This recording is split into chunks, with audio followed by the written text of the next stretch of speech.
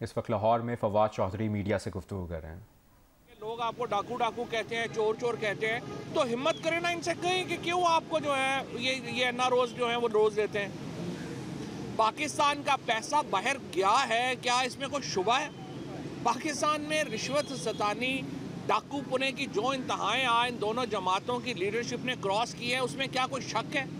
इसके बाद आप कहते हैं कि हमें डाकू डाकू ना कहें, तो आपको क्या कहें? आप बता दें हमें।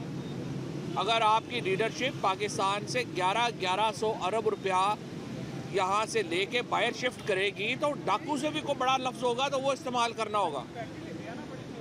ये पाकिस्तान यूं लग रहा है कि इन दोनों ख़ानदानों के लिए सिर्फ एक, जिस तरह पुराने बादशाह आते थे वो इलाकों को लूटते थे, बाहर चले जाते थे, यही मॉडल इस वक्त नवाज शरीफ का और जरदारी का है।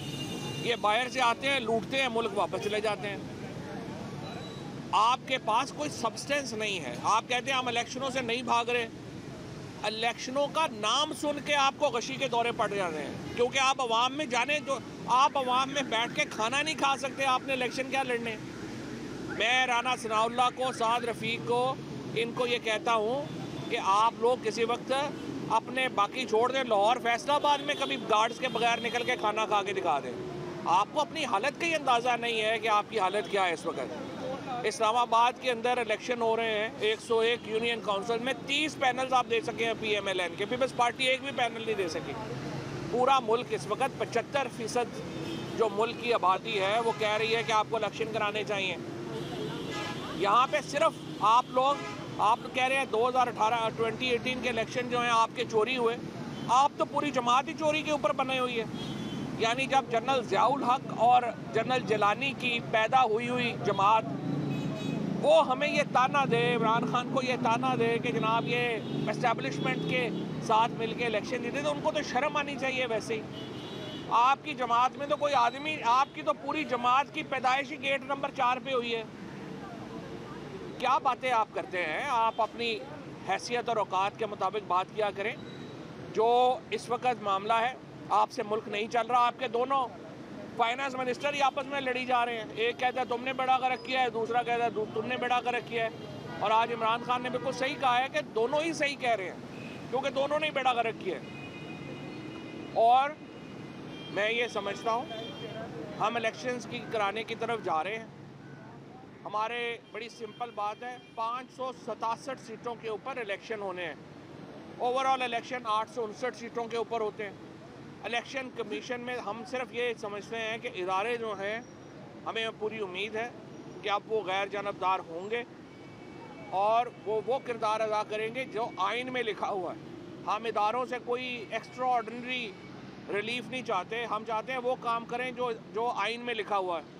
अभी हमें अफसोस है, सुप्रीम कोर्ट का भी जो रोल है, अदालतों का जो रोल है, जो आइन में लिखा हुआ है, आम तासुर ये है कि वो रोल अदा नहीं हो रहा। अगर नजम सेठी साहब आके ये कहते हैं कि रात को 12 बजे अदालतें इसलिए खोल दी गई थी कि बाजवा साहब को ख़तरा था, चीफ साहब को ख़तरा था, ये अच्छी बात नहीं है।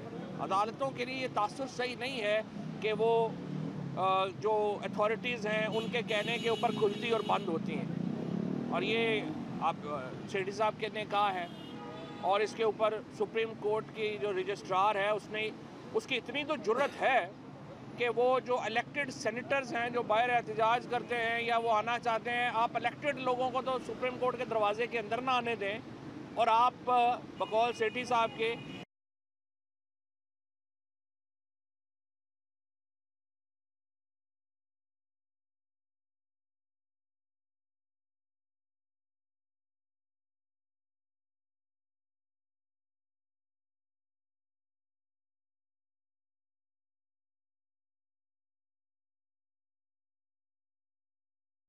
में खाम नहीं करेंगे, पाकिस्तान आगे नहीं जा सकता। पाकिस्तान के एस्टेब्लिशमेंट को सोचने की ज़रूरत है।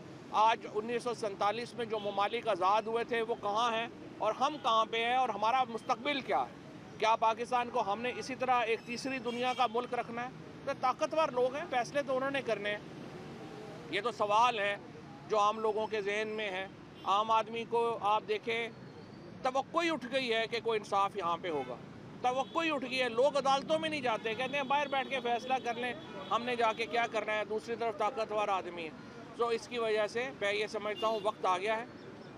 इंशाल्लाह अब से थोड़ी देर के बाद सिंध की पार्लिमानी पार्टी की मीटिंग है, हम उनसे भी इसकी फ़ैसले की तौसीक जो है वो ले रहे हैं। और जिस तरह से मैंने अर्ज़ किया कि हमारे फ़ैसले जो हैं वो हो चुके हैं। अगर वफाकी हुकूमत अपना इसमें हिस्सा नहीं डालना चाहती, वो इसी तरह जरदारी और नवाज़ शरीफ की सियासी लाश को घसीटते हुए आगे ले जाना चाहते हैं, उनकी मर्ज़ी है। हम 12 इलेक्शंस के लिए तैयार। अच्छा, ये बताइएगा कि अभी इमरान खान साहब ने बड़ा वसी कर दिया है मशावरत का सिलसिला, कानूनी माहिरीन भी, आईनी भी और सियासी भी, लेकिन कभी तक हतमी तारीख नहीं आ रही है, उसके हवाले से क्यों ताख़ीर हो रही है? इसमें जहाँ तक फ़ैसला साजी का ताल्लुक है और इसकी ओपिनियंस का ताल्लुक है, वो मुकम्मल हो चुकी हैं। कल पाकिस्तान के जो सारे सीनियर वकला थे वो इकट्ठे हुए, मोहन सलाई साहब भी वहाँ पे मौजूद थे और वहाँ पे तमाम जो लीगल इसके एस्पेक्ट्स हैं वो डिस्कस हो गए हैं। और हमारे तमाम ही वकला का ये मुत्तफ़िका राय है कि ना तो मुल्क में गवर्नर रूल लग सकता है, ना ही जो असम्बलियाँ हैं वो उनमें कोई कदगन आ सकती है इलेक्शन रोकने के लिए, लिहाजा वो उसके मुताबिक ही आगे तारीख की तरफ हम बढ़ रहे हैं। हमने आपको बता दिया इसी माह होगा या अगला माह बजाएगा? नहीं, इसी माह ही होगा। अच्छा चौधरी साहब, एक तासुर ये दिया जा रहा है कि मुस्लिम काफ के हवाले से बड़ी चहमगोइयाँ हैं। इमरान रियाज साहब की बहुत सी ट्वीट्स हैं, बहुत सी जगहों पे मोनसलाई और उनकी ट्वीट आमने सामने भी हुए। क्या आप समझते हैं कि